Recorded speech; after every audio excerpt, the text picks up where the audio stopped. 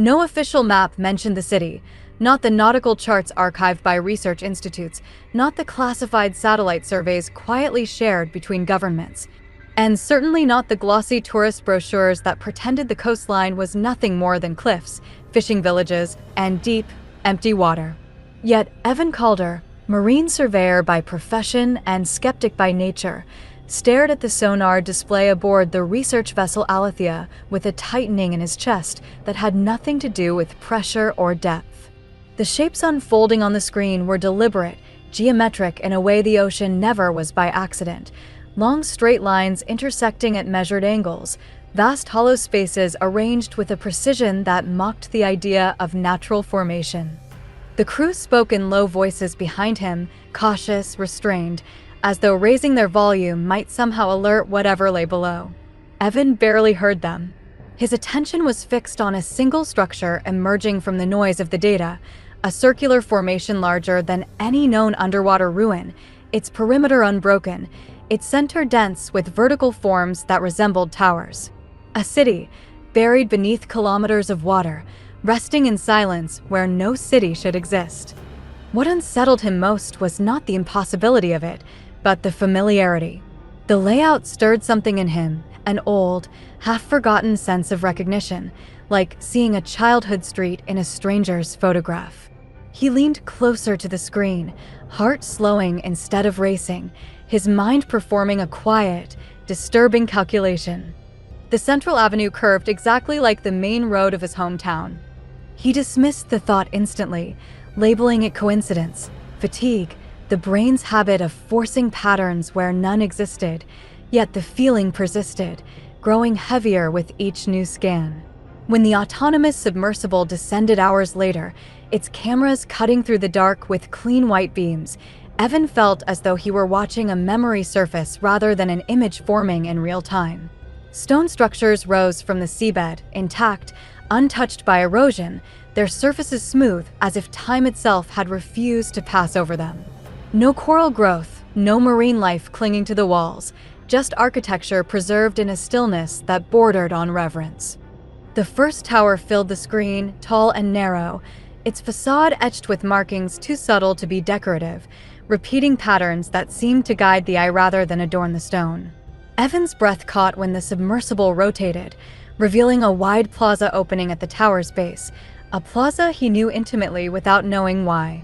His hands tightened around the edge of the console as a realization pressed itself forward, unwelcome and undeniable. The proportions were wrong for ancient ruins. Too modern. Too familiar. As the submersible glided deeper into the city, the resemblance sharpened. Streets aligned with mathematical clarity, buildings arranged in clusters that mirrored residential blocks, public squares positioned where communal centers would naturally form. Evan felt a slow, creeping unease, the kind that settles when logic fails not explosively but quietly, piece by piece.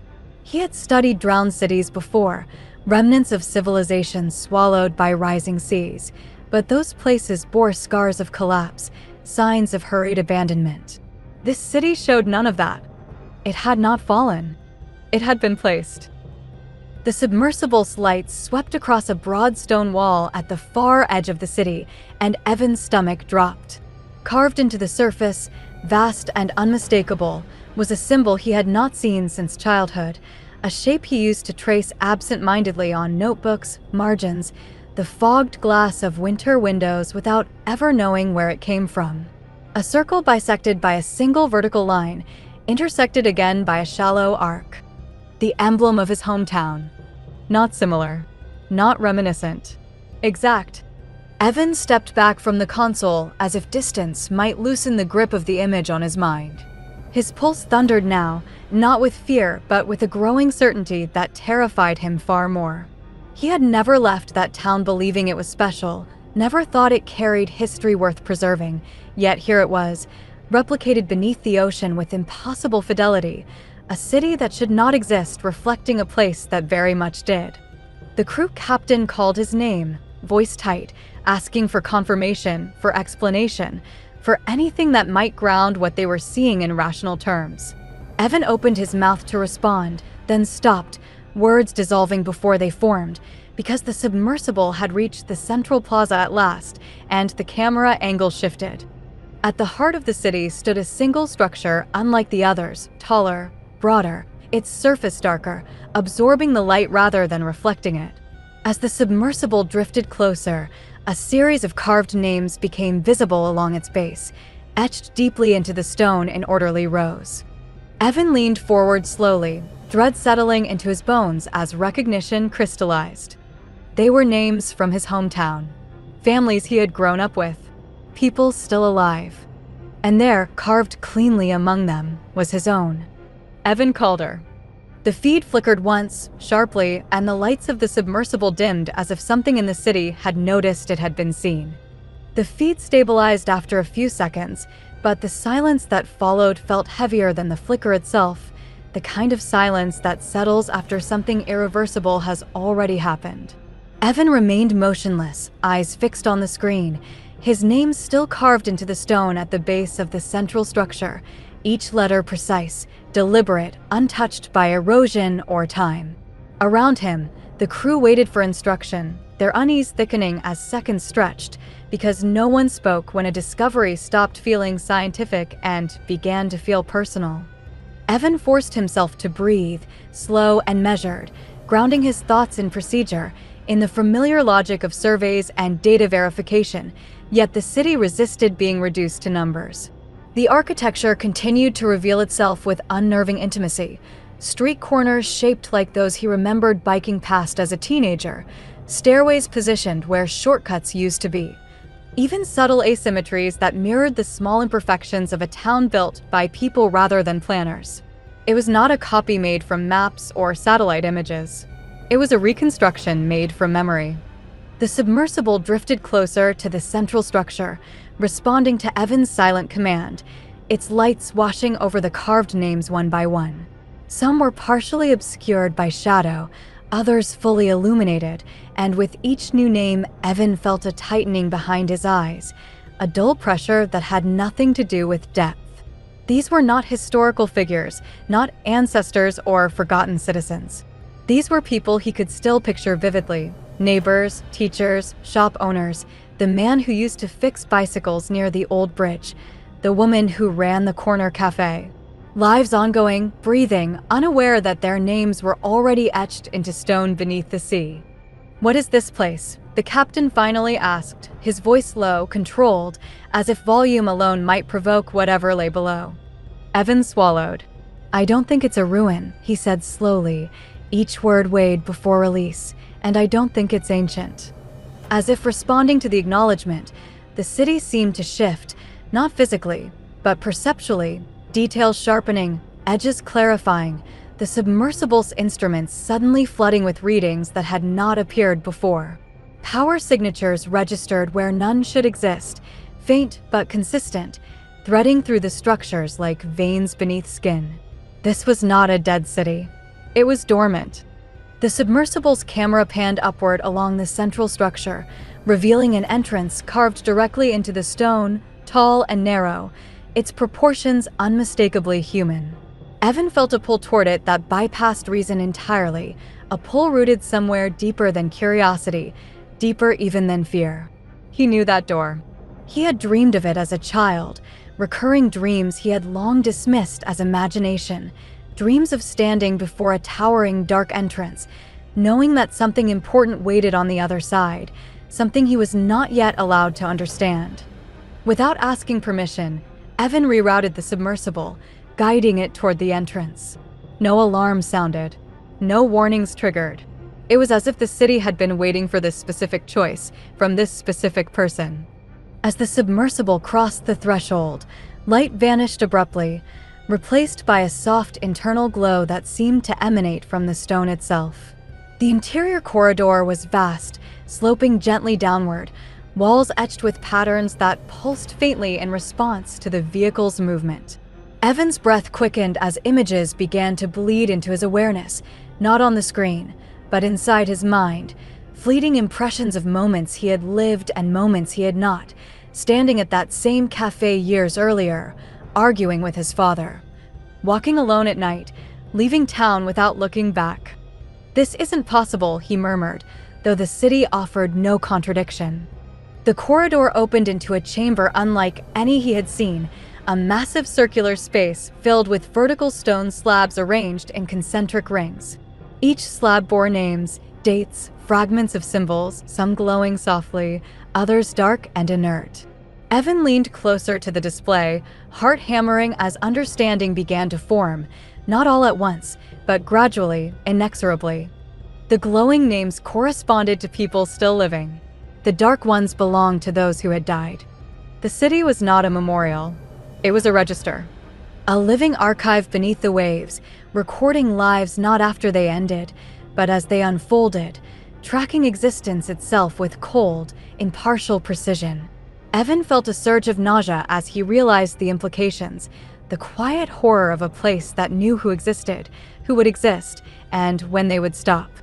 The captain's voice crackled through the intercom, strained now. "Evan, we're getting interference. Communications are degrading." Before Evan could respond, a new image filled the central display, overriding the camera feed entirely. It was not the city this time, but a street above water, sunlit and familiar, his hometown again, exactly as it looked that morning. He saw himself on that street, standing outside his childhood home, a suitcase at his feet, frozen in the moment he had chosen to leave. The image shifted. Another version of him stood there instead, older, heavier in posture, eyes dulled by regret. A version that had stayed, that had lived an entirely different life.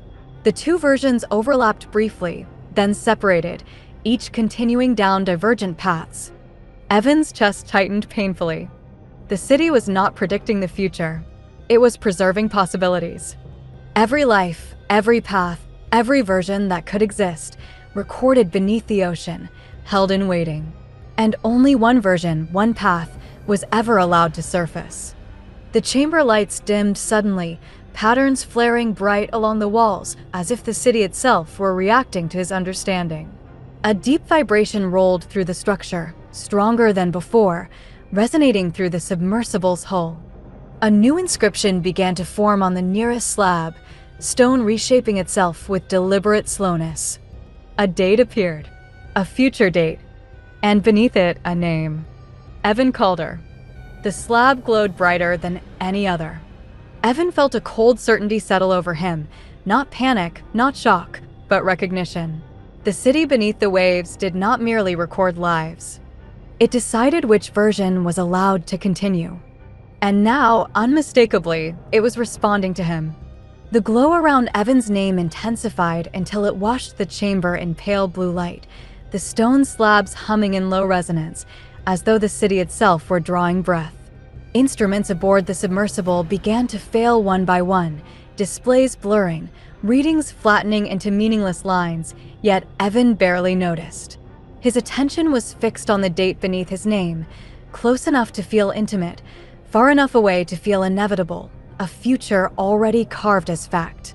He understood then that the city did not wait for permission, did not negotiate with uncertainty, it simply recorded, selected, and enforced, allowing only one version of each life to rise to the surface of the world. A pressure settled into his chest, not physical, not painful, but absolute, the sensation of being evaluated, weighed against unseen alternatives. Images returned uninvited, faster now, more insistent, overlapping possibilities that unfolded and collapsed in rapid succession. Evan saw himself returning home after the expedition, celebrated briefly, then quietly absorbed back into ordinary life, carrying the knowledge of the city like a secret cancer he could never explain. He saw another version refusing to leave the vessel, descending deeper, vanishing from the surface world entirely, becoming a custodian of something vast and hidden. He saw yet another version dying abruptly, a miscalculation, an acceptable loss to preserve balance. The slabs flickered as each possibility appeared, then vanished, until only one image remained steady, Evan standing at the heart of the city, alone, while the surface world moved on without him. The submersible lurched slightly as the city's vibration shifted into a new rhythm, slower, heavier, like the turning of an enormous lock. The captain's voice cut through the static again, strained, urgent, insisting they abort, ascend, leave whatever this place was untouched. Evan did not respond. He knew, with a clarity that frightened him, that leaving now would not undo what had already been written. The city beneath the waves did not chase. It waited. He guided the submersible forward, deeper into the chamber, toward a narrow platform that extended from the central structure like an offering. As the vehicle approached, the stone surface parted soundlessly, revealing a recess shaped unmistakably for a human body. Not a tomb, not a prison, a threshold. Evan's hands trembled as he powered down the submersible, the sudden silence pressing against his ears. He thought of his hometown, of streets that felt familiar because they had been mirrored here long before he was born, of people whose names were already carved below, their lives continuing unaware above the waterline. He realized the city was older than memory, older than history, a mechanism built not to predict humanity, but to contain it, to limit the chaos of endless possibility by selecting a single thread and cutting away the rest. He stepped out onto the platform. The stone beneath his feet was warm. The chamber responded instantly, light flowing along the walls, symbols aligning into patterns that felt less like language and more like acknowledgement. Evan felt no fear now, only a heavy, profound understanding. The city did not need his consent, but it recognized his awareness, and that, perhaps, was the closest thing to choice it allowed. He approached the recess, heart steady, thoughts unexpectedly calm. If he returned to the surface, his life would continue, but it would do so under a ceiling he could never see, governed by a system he could never confront. If he stayed, if he stepped fully into the city's core, the surface world would lose him, but something else would be gained, a witness, a boundary between human lives and the silent machinery deciding them.